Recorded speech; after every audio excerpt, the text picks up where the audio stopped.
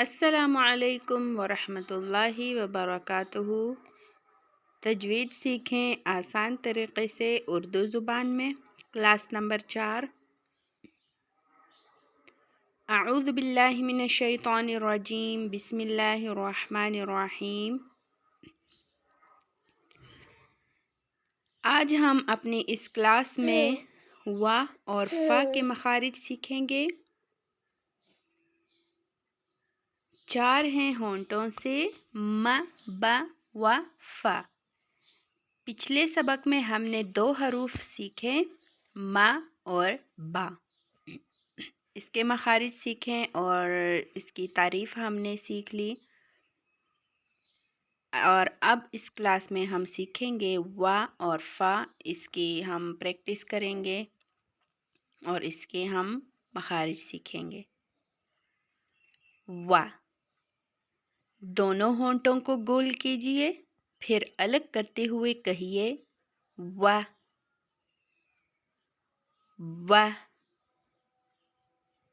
و۔ ف، نیچے ہونٹوں کو اوپر کے دانتوں کے کناروں سے لگا کر کہیے ف، یعنی اوپر کے سامنے والے 2 دانت جب یہ نیچے والے ہونٹ سے لگیں تو اس سے اندرونی حصے یعنی نیچے ہونٹ کا جو اندرونی حصہ ہے اس سے جب یہ لگے تو اس سے ادا ہوتا ہے ف، ف، ف۔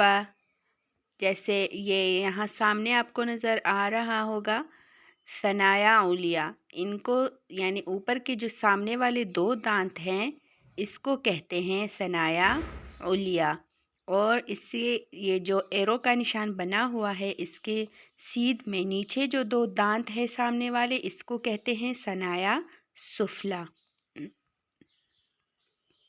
اب پریکٹس کرتے ہیں۔ دونوں ہونٹوں کو گول کیجئے، پھر الگ کرتے ہوئے کہیے او، او،